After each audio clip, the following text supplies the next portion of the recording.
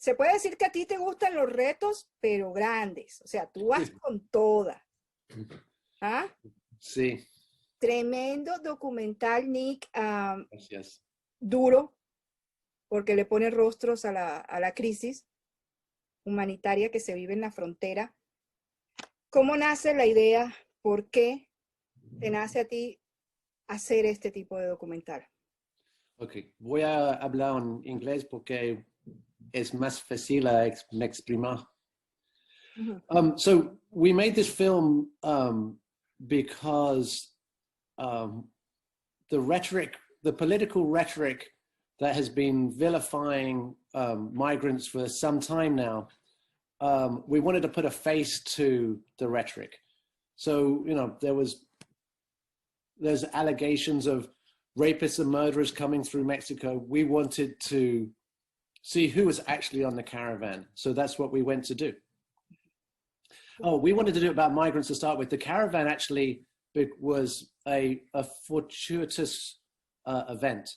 We were prepping for various migrant families in Guatemala and Honduras and in southern Mexico. But we were actually in Actial, researching the massacre there in about 20 years ago.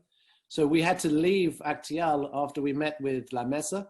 We went directly over the mountains in Chiapas to Tapachula and started to research the caravan as we were on our way. Nick, ¿qué fue lo más duro en todo este proceso del shooting? What was the hardest part for you? Yeah, no, entendiendo. El primer día en México hace mucho calor, mucho humidity.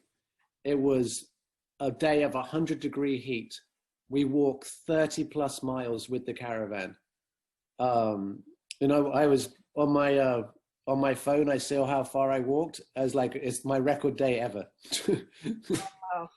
And you start to appreciate the conditions, and then they sleep in the park. We didn't sleep in the park. We went for a shower and we had dinner. We had ate with locally though. But when you start to see conditions like that day in, day out, then you start to understand that people are fleeing something incredibly hostile and intimidating. And so that was probably the most shocking day. That was how hot it was and how long the walk was. ¿Crees que la crisis migratoria que estamos viviendo tiene solución o puede mejorar?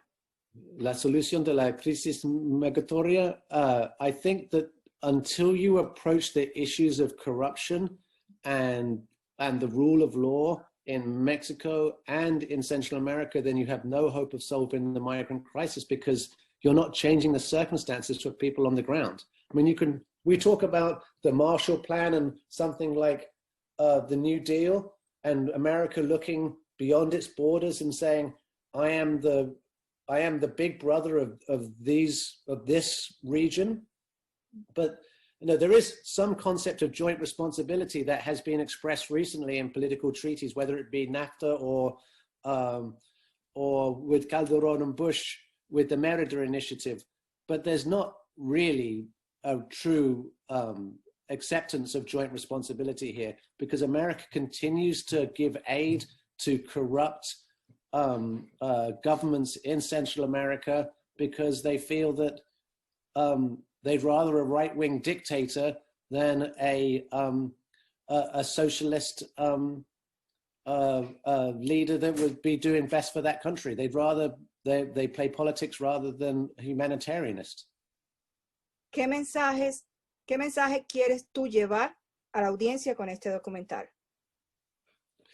Well, I think the message we want this film for people to understand is that no one wants to leave their house, and that migrants and the soldiers of the drug war are very much in the same boat, that in this circumstance, they're all victims. Because if you're not making decisions and you live in the mountains of Sinaloa, or you live on the plains of Sonora or in Chihuahua, then what options do you really have? if you're not making decisions, then what are your options? Because there's very little infrastructure. When we went to Badiraguato in the mountains of the Sierra Madre, just outside Culiacan, we're maybe 100 miles away from Culiacan, but it took us 6 hours to drive there over roads that, you know, a goat would feel challenged to walk. So you know, I want people to understand that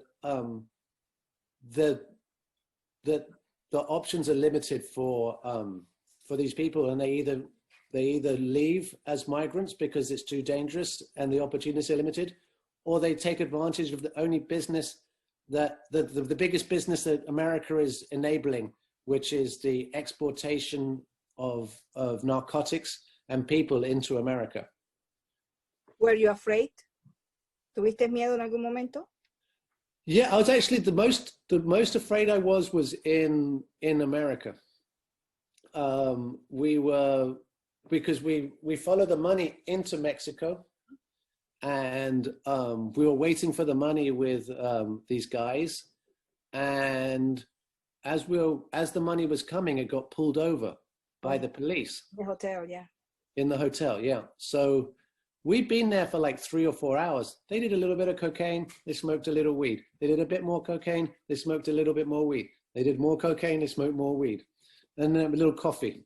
And then the money got pulled over, and then suddenly the whole room lights up with blue and red lights and a helicopter.